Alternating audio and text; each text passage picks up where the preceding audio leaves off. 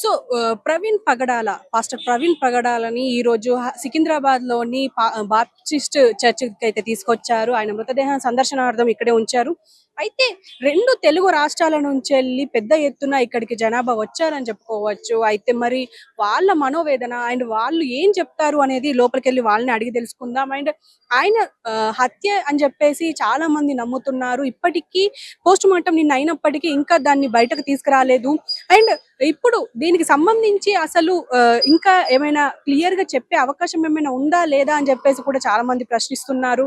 And ఇంకో పక్క ఇటు వాళ్ళ కుటుంబ సభ్యులు గాని, వాళ్ళ అనుచరులు గాని ఆయన ఆయన ఎక్కడెక్కడైతే ప్రవచనాలు చేశారో ఆహ్, ఆయనని ఇష్టపడే వాళ్ళు ఇక్కడికి వచ్చి ఇప్పుడు 2 తెలుగు రాష్ట్రాల ప్రజలు ఇక్కడికి వచ్చారంతే చెప్పుకోవచ్చు. సో ఏదేమైనప్పటికీ మరి మనం లోపలికెళ్ళి వాళ్ళని పలకరించే ప్రయత్నం చేద్దాం. మరి వాళ్ళేం చెప్తారనేది. సో ప్రస్తుతం పాస్టర్ ప్రవీణ్ గారిని పరామర్శించడానికి ఇక్కడికొచ్చారు.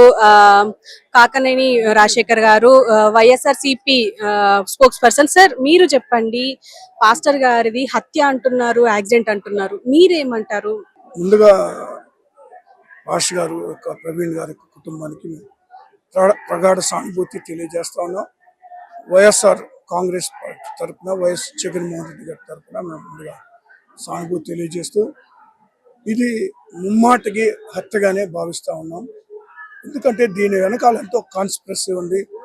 జరుగుతున్న ఏదో కుట్ర లేకపోతే మరి వాస్తవాలు ఇప్పుడు 3 రోజులు అయినప్పటికీ కూడా ఈ రోజుకి మరి ఎలా జరిగింది, ఎందుకు జరిగింది, ఎవరు చేశారు అనేటువంటిది ఈ రోజుకి ఆ వివరం అనేటువంటిది బయటికి రాలేదు.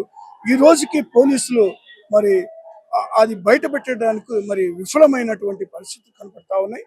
కాబట్టి దీని వెనకాల ఖచ్చితంగా కుట్ర ఉంది. మాకున్నటువంటి అనుమానం కూడా ఏంటంటే గత కొంతకాలం గురించి ఎన్నికలకు ముందు నుంచి కూడా ఆంధ్రప్రదేశ్లో మరి కూటమి ఎప్పుడైతే ఎన్నికల్లో పోటీ చేయబోతుందో అప్పటి నుంచి కూడా పవన్ కళ్యాణ్ గారు మరి సనాతన ధర్మం అనేటువంటి స్లోగన్ తీసుకొచ్చి మరి క్రైస్తవులను అణచివేస్తా కార్యక్రమాన్ని ఎన్నికలకు ముందు నుంచి ప్రారంభించి ఎన్నికల్లో వాళ్ళు విజయం సాధించాక దాన్ని ఉధృతం చేసినటువంటి పరిస్థితులు ఉన్నాయి. కాబట్టి ఖచ్చితంగా ఇందులో 100% కూడా ఈ ఈ కూటమి ప్రభుత్వం యొక్క వైఫల్యమైన అవ్వచ్చు. పోలీసులను ఏదైతే మరి కాకి చొక్కాలు వదిలిపెట్టేసి పచ్చ చొక్కాలు వేసి వాళ్ళతో పనులు చేపిస్తా ఉన్నారో వీళ్ళు చెప్పిన విధంగా మరి ఈరోజు మర్డర్ కేసు అయినా సరే దాన్ని ఏదో ఒక విధంగా యాక్సిడెంట్ కింద దాన్ని మార్చి కేసుని మాఫీ చేయాలనేటువంటి ప్రయత్నం జరుగుతూ ఉంది. ఈరోజు ఆంధ్రప్రదేశ్లో క్రైస్తవ సమాజం మీద జరుగుతున్నటువంటి దాడుల్లో భాగమే ఈ యొక్క పాస్ గారి యొక్క మరి జరిగినటువంటి హత్య. దీనికి ఖచ్చితంగా సిబిఐ ఎంక్వైరీ చేయాల్సిన అవసరం ఉంది. ఏదో ఒక డిఎస్పీనో లేదా మరొక గ్రూప్ 1 ఆఫీసర్నో లేదా మరొక ఎస్పీ స్థాయి ఆఫీసర్ ఏదో ఎంక్వైరీ చేసి తూతూ మంత్రంగా వాళ్ళకు కావాల్సిన విధంగా రిపోర్ట్ తెప్పించుకొని కేసు క్లోజ్ చేయడం అనేటువంటిది జరుగుతుంది అనేటువంటి మాకున్నటువంటి మరి అనుమానం. నాకే కాదు అనేక మందికి ఉంది. 2 రాష్ట్రాల్లో ఉన్నటువంటి క్రైస్తవ సమాజం మొత్తం కూడా ఈ కేసుని వెలికి తీయాలి అనేటువంటి ఆలోచనతోటి అందరూ కూడా మరి ముక్త కంఠంగా అడుగుతూ ఉన్నారు. దీన్ని దృష్టిలో పెట్టుకుని అయినా సరే అది సిబిఐ ఎంక్వైరీ చేసి మరి దానికి బాధ్యుల్ని బయటికి తీసుకొచ్చి కఠినంగా శిక్షించకపోతే మరి క్రైస్తవ సమాజానికి రక్షణ లేదు అనేటువంటిది మరొకసారి రుజువు అవుతా ఉంది. ఈ ఆంధ్రప్రదేశ్లో కూటమి అధికారంలోకి వచ్చిన తర్వాత మరి ముఖ్యంగా ఇలాంటి దాడులు జరగడం అనేటువంటి దురదృష్టకరం. అభివృద్ధి సంక్షేమ కార్యక్రమాల మీద దృష్టి మళ్లించవలసినటువంటి ప్రభుత్వం మరి ఇలాంటి కార్యక్రమాల మీద లేదా ఒక సమాజాన్ని క్రైస్తవ సమాజాన్ని తుదముట్టించేటువంటి కార్యక్రమాన్ని దాని వెనకుండి మరి నడిపిస్తున్నటువంటి పరిస్థితుల్లో ఈ సనాతన ధర్మం పేరు మీద క్రైస్తవులను అణిచివేసేటువంటి కార్యక్రమం జరుగుతూ ఉంది. దాన్ని పూర్తిగా మరి వాళ్ళు ఆపుకోకపోతే నిర్మూలించకపోతే ఈ ప్రభుత్వం మరి క్రైస్తవ సమాజమే పెద్ద ఉద్యమంగా మరి రూపుదాల్చి ఈ ప్రభుత్వం కూలిపోయే వరకు కూడా పోరాటం చేస్తుంది. కాబట్టి ఎవరైతే బాధ్యున్నారో వాళ్ళు కఠినంగా శిక్షించాలని మేము మరి వైఎస్ఆర్ కాంగ్రెస్ పార్టీ తరఫు నుంచి కోరుతా ఉన్నాం. సార్ ఇప్పుడు పాస్టర్ గారి గురించి మాట్లాడాలి అంటే ఆయన గురించి ఏం చెప్తారు? అంటే చాలా మంది పాస్టర్స్ ఉన్నారు. ఈయన ప్రత్యేకత ఏముంది? అండ్ ఆయన ప్రవచనాలు కూడా చాలా మంచిగా ఉండేవి. అసలు ఎవరిని ప్రొవోక్ చేసేటట్టు లేవు అని చెప్పి చాలా మంది మాట్లాడారు ఇక్కడ ఇదే ప్రాంతంలో. మీరేం చెప్తారు? పాస్టర్ గారు ప్రవీణ్ పాస్టర్ గారు అంటే ఆయనకు ఒక బ్రాండ్ ఉంది. 2 రాష్ట్రాల్లో ఆయనకు ఒక మంచి పేరుంది.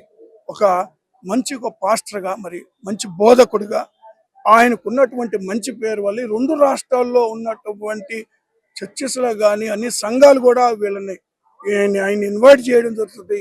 మరి అనేక ప్రాంతాలకి ఆయన వెళ్ళి మరి బోధ చేయడం కూడా జరుగుతూ ఉంది. అనేక టీవీ కార్యక్రమాల్లో ఆయన మాట్లాడడం జరుగుతుంది. డిబేట్స్‌లో కూడా ఆయన పార్టిసిపేట్ చేయడం జరిగింది. సో ఇలాంటి వ్యక్తిని మరి మతోన్మాదులు తుదముట్టించాలనేటువంటి ఆలోచన చేశారని మేము గట్టిగా నమ్ముతా ఉన్నాం. ఎందుకంటే ఈయన మరి ఈ క్రైస్తవ సమాజం మరి ఈ ప్రచారం దేవునికి సంబంధించినటువంటి కార్యక్రమాలు ఈయన విధిగా పాల్గొనటం, మరి బోధించటం అనేటువంటిది సహించలేనటువంటి వ్యక్తులు చేసినటువంటి పన్నాగం, చేసినటువంటి హత్యగానే భావిస్తా ఉన్నాము తప్పితే దీన్ని వేరే విధంగా చూసే ఆలోచనే లేదు. ఇది కానీ మరి వాళ్ళు సత్వరమే దీని మీద చర్యలు తీసుకోకపోతే మాత్రం ఇది ఉద్యమ రూపం దాల్చుతుందని తెలియజేస్తా ఉన్నారు. మీరు చెప్పండి, పాస్టర్ గారి గురించి చెప్పాలి అంటే ఏం చెప్తారు? అన్న చాలా మంచోడు. అలానే చాలా మందికి సాయం చేసేటోడే కానీ ఒకరిని కించపరిచేటోడు కాదు, ఒకరిని తప్పుగా ప్రవర్తించేవాడు కూడా కాదు.